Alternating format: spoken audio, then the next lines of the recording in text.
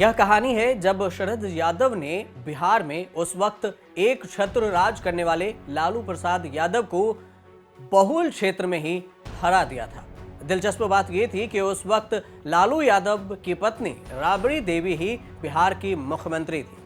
1990 से लालू प्रसाद यादव लगातार मुख्यमंत्री थे। 2007 में इस्तीफा देकर पत्नी राबड़ी देवी को मुख्यमंत्री बनाया था। पूरे बिहार में लालू प्रसाद यादव का जलवा था, लेकिन मधेपुरा में शरद यादव के सामने लालू प्रसाद यादव का जलवा फीका पड़ गया था। शरद यादव ने जयप्रकाश नारायण से लेकर चौधरी चरण सिंह, राजीव गांधी, अटल बिहारी वाजपेयी के साथ भी लंबे समय तक राजनीति की।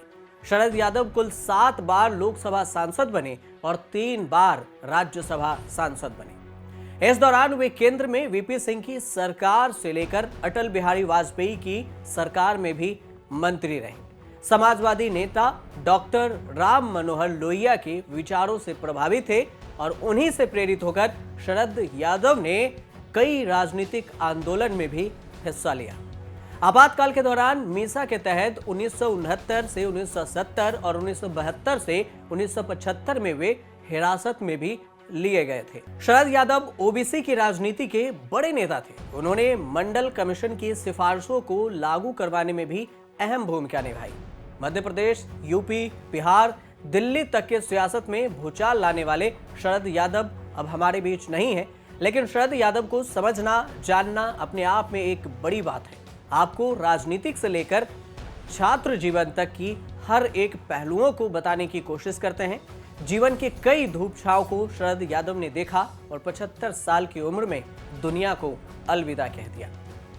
राजनीतिक सफर शानदार रहा था। राजनीतिक सफर की अगर बात करें तो शरद यादव कुल 7 बार लोकसभा सांसद चुने गए, 3 बार राज्यसभा सांसद बने। इस दौरान वे केंद्र में वीपी सिंह की सरकार से लेकर अटल बिहारी वाजपेयी की सरकार में भी मंत्री रहे।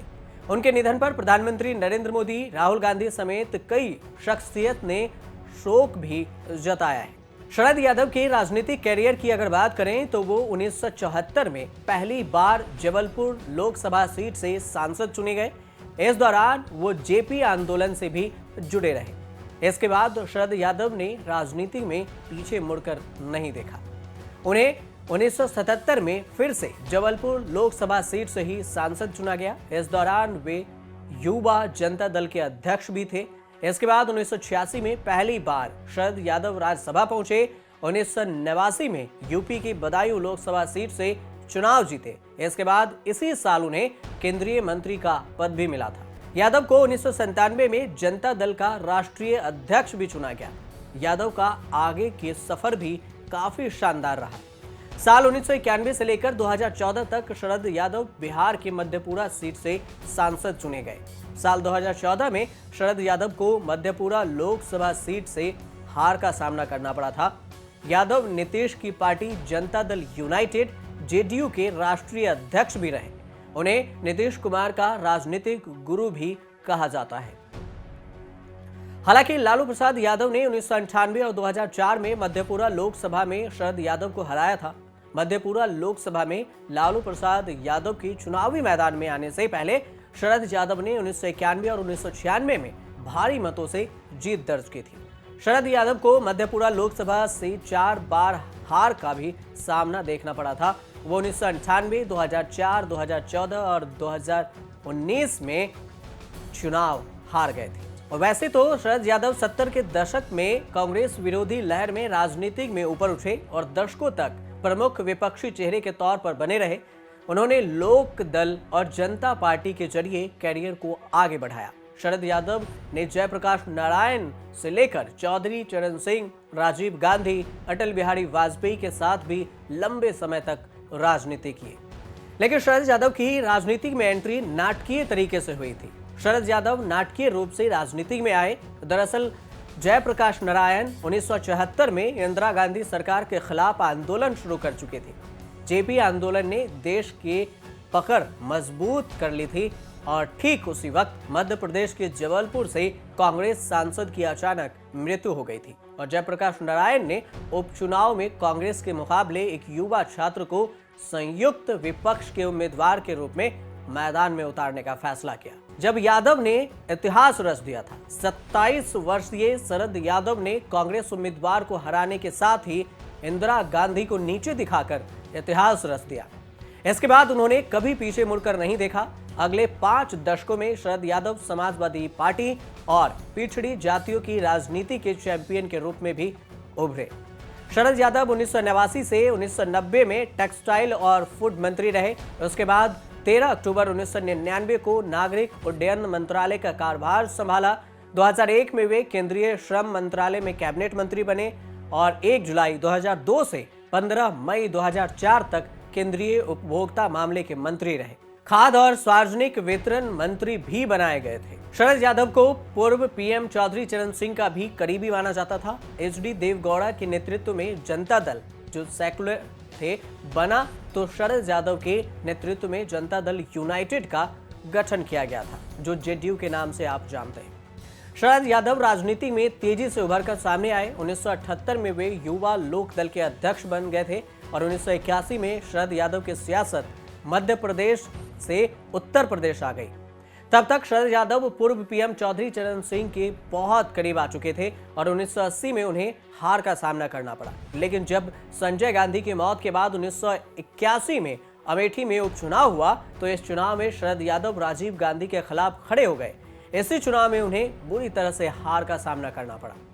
बात 1992 की है, जब मुलायम सिंह यादव ने समाजवादी पार्टी से नाता तोड़ा और समाजवादी पार्टी का गठन किया। उसी साल चौधरी अजीत सिंह ने भी आरएलडी का गठन किया। ये जनता दल की बड़ी टूट थी। बाद में 1994 में जॉर्ज फर्नांडीज और नीतीश कुमार ने अलग होकर समता पार्टी बना ली। उसके बाद नीतीश और फर्नांडीज की पार्टी का विलय शरद यादव की अगुवाई वाली जेडीयू में हो गया और शरद यादव ने एमपी यूपी के बाद संसदीय राजनीति का सफर बिहार में शुरू किया। वे बिहार के मधेपुरा सीट से चुनावी मैदान में उतरे। 1991, 1996, 1999 और 2009 में इस सीट से चुनाव जीते। इस सीट से उन्हें 4 बार हार का भी सामना करना पड़ा था। शरद यादव को शिकस्त दी लालू प्रसाद यादव ने। पहली बार 1998 में, फिर 2004 में और फिर पप्पू यादव ने उन्हें 2014 में हराया। 2019 में शरद यादव को हराया और जेडीयू के दिनेश यादव यहां से जीते थे। साल 1999 के लोकसभा चुनाव में शरद यादव को बिहार में बड़ी स्वीकार्यता मिली। दरअसल तब शरद और राष्ट्रीय जनता दल सुप्रीमो लालू प्रसाद यादव आमने सामने थे और चुनाव में जीत शरद यादव के हिस्से में आई।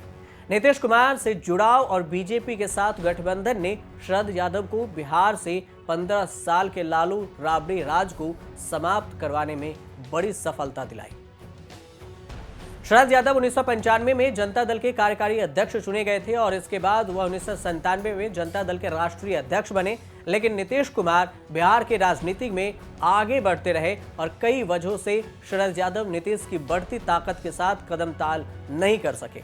दोनों दिग्गज समाजवादियों के बीच में टकराव होता गया और मनमुटाव बढ़ता गया। इसके बाद शरद यादव ने 2018 में जेडीयू से बगावत कर लोकतांत्रिक जनता दल नाम से अपनी अलग राजनीतिक पार्टी बना ली। शरद यादव की नई पार्टी उड़ान नहीं भर सकी और खराब स्वास्थ्य से उनकी एक्टिव राजनीति को लगभग समाप्त कर दिया था। ऐसे में उन्होंने मार्च 2022 में अपनी पार्टी का राजद में विलय कर दिया।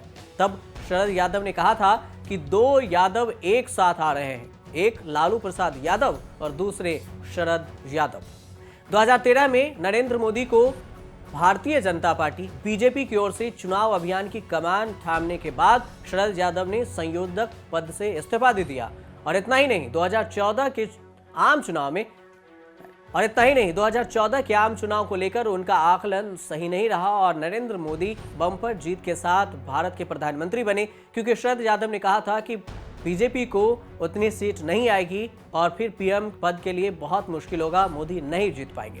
2003 से 2016 तक शरद यादव जनता दल यूनाइटेड के अध्यक्ष रहे। इसके बाद नीतीश कुमार ने पार्टी विरोधी गतिविधियों के आरोप में उन्हें पार्टी से बाहर निकाल दिया और उन्हें राज्यसभा की सदस्यता भी गंवानी पड़ी।